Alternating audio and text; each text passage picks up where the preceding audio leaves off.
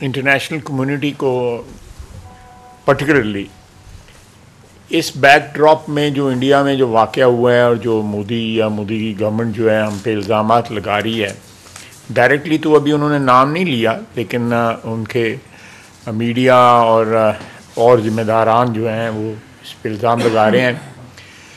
لیکن اب مودی واحد حکمران ہے دنیا کی تاریخ میں جس کے اوپر ویزے کی پابندی جو ہے امریکہ نے لگائی تھی، اور وہ ٹیررسٹ ہونے کے حوالے سے لگائی تھی کہ اس نے 21-2200 مسلمانوں کا قتل عام کیا تھا جب وہ چیف منسٹر تھا گجرات کا.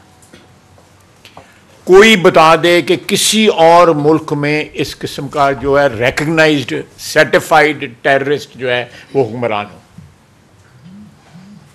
یہ تاریخ ہے، یہ میں نے خود نہیں انوینٹ کیا، وہ ہمارے پہ الزام لگاتے ہیں. اور یہ اس کے بعد دوسری بات ہے کہ 7 لاکھ فوج وہاں پہ ہے، 9 لاکھ ہے یا 7 لاکھ ہے، بڑا لمبی چوڑی فگر ہے. 9 لاکھ ان کی 9 لاکھ کی موجودگی میں اس قسم کا واقعہ ہو گیا ہے. تو اس پاسبلٹی کے اوپر بھی آپ کو غور کرنا چاہیے کہ یہ کوئی نورا کشتی تو نہیں ہوئی، یا کوئی اس قسم کا واقعہ تو نہیں ہے جس سے وہ پولیٹیکل مائلیج گین کرنا چاہتے ہوں، یا پاکستان کو کسی ہیلے بہانے سے ٹارگٹ کرنا چاہتے ہوں. ہم نے بڑا کیٹیگوریکلی جو ہے یہ کنڈیم کیا ہے. ان آل فارمز جو ہے ہم ٹیررزم کو کنڈیم کرتے ہیں، دنیا کے کسی کونے میں ہو، چاہے وہ ہندوستان میں ہو، ہم اس کو کنڈیم کرتے ہیں. کوئی بالکل وداؤٹ اینی ہیزیٹیشن.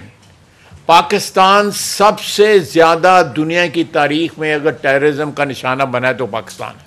آج terrorism is raging in Pakistan, both in KP and in Balochistan. BLA TTP دونوں کے سپانسرز جو ہیں وہ ہندوستان میں بیٹھے ہوئے ہیں، ان کے لیڈر وہاں پہ بیٹھے ہوئے ہیں، علاج وہاں پہ کرواتے ہیں. یہ میں کوئی اسپیکولیشنز نہیں کر رہا، میں ہارڈ فیکٹس آپ کو بتا رہا ہوں. وہ وہاں پہ بیٹھے ہوئے ہیں، ان کے لیڈرز جو ہیں ایکٹیولی وہ ہمارے یہاں پہ ٹیررزم کو سپانسر کر رہے ہیں.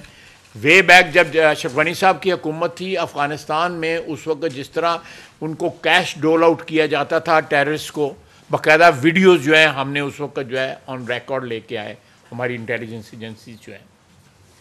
تو افغانستان سے جو کچھ ہو رہا ہے یا جو BLA کر رہی ہے اس میں فٹ پرنٹ جو ہے یا فنگر پرنٹس جو ہیں وہ صاف نظر آتے ہیں ہندوستان کے، اور جو ان کے حکمران کے کریڈینشلز ہیں ایز ٹیررسٹ وہ بالکل جو ہے اس میں کوئی شک شبے کی گنجائش نہیں ہے. دوسری بات یہ ہے کہ ایز اے اسٹیٹ ہندوستان نے جو ہے کینیڈا بھی ایکسپورٹ کیا ٹیررزم، یونائٹڈ اسٹیٹس بھی ایکسپورٹ کیا. دونوں ملکوں نے اس پہ احتجاج کیا، یہاں تک کہ کینیڈا نے ان کے ساتھ سفارتی تعلقات بھی خطر میں ڈال دیے. اور کینیڈا کے وزیر اعظم جو ہے اس ٹیررسٹ اٹیکس کے اگینسٹ جو ہے جس طرح انہوں نے پروٹیسٹ کیا وہ انپریسیڈنٹڈ ہے کہ ویسٹ میں ہندوستان کے خلاف اس قسم کا پروٹیسٹ ہوا ہو.